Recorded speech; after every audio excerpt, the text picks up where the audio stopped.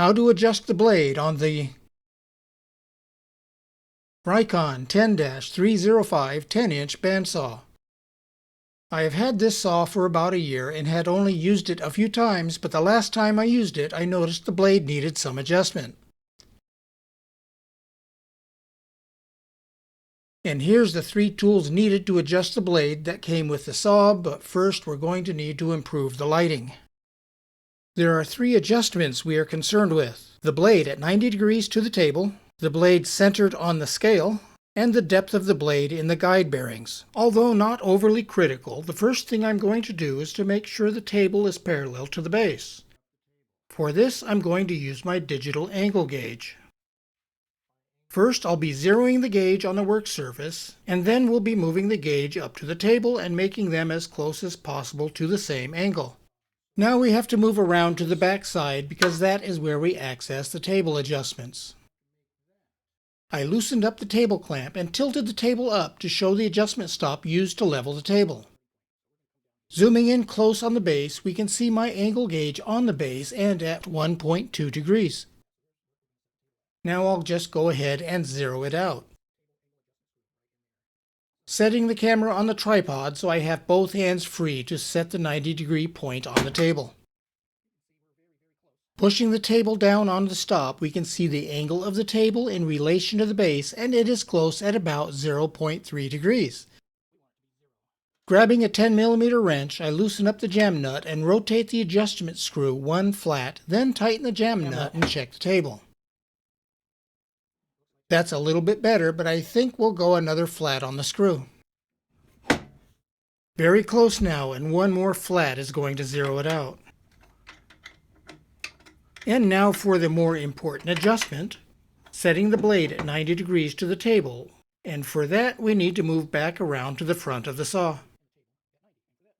Above the table there are 3 guide bearings, 2 of them next to each other for blade alignment and the other behind the blade for pressure. We're going to be adjusting the blade alignment.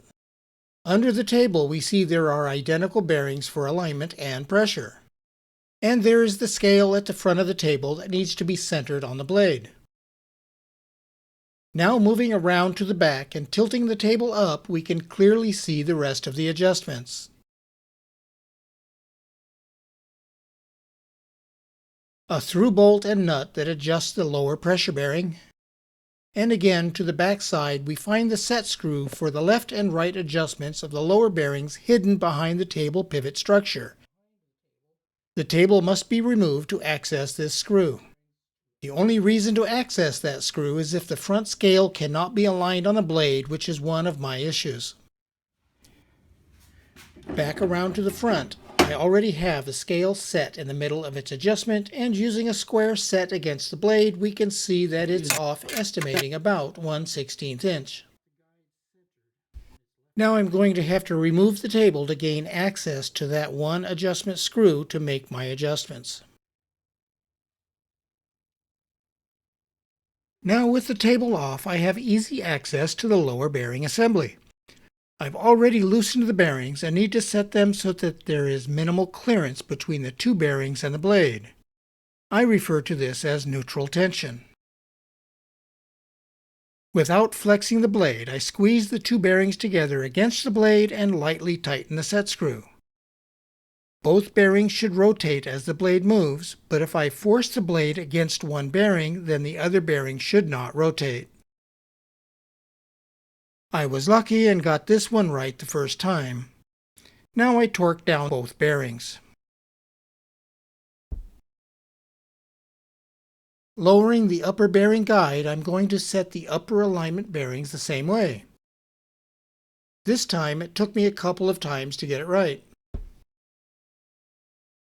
Those are the settings that inhibit the blade from wandering during the cut. This also was one of my issues. Attaching the angle guide on the blade that has already been zeroed on the table, I need to move the upper and lower guide assemblies to the left about 1/16 inch while keeping the blade at 90 degrees. Loosening the lower guide set screw and using my calibrated fingers, I move it over about 1/16 inch. Now again, loosening the upper bearings, I push the right bearing over until I get 90 degrees on the blade and then reset the left bearing.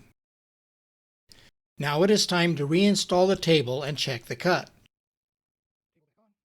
Table's been reinstalled, and the first thing to check is that the scale is properly aligned with the blade. Using a square and pushing it lightly up against the blade, and it should be aligned at the left scribe mark on the scale, putting the blade dead center. And it appears I nailed it. With the angle guide zeroed on the table, I put it on the blade and confirm it is still at 90 degrees. It was at 90.5, so I loosened the upper bearings to tweak it a little. This was difficult only because I was having to reach in and around the camera on the tripod. I got it to 90.2 degrees and decided that was good enough. Now making sure everything is tight before switching on the power.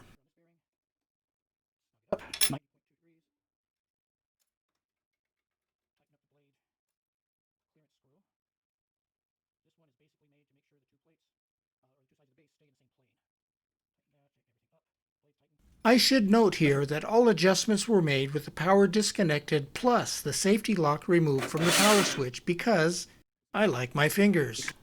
Now a quick power on and off and we get a lot of noise indicating a clearance problem. I thought the upper bearing spacing was too tight, so I made an adjustment, but another quick on and off did not remedy the noise. The problem was that the upper guide bearings were too far out and contacting the teeth on the blade. A minor adjustment and we are good to go.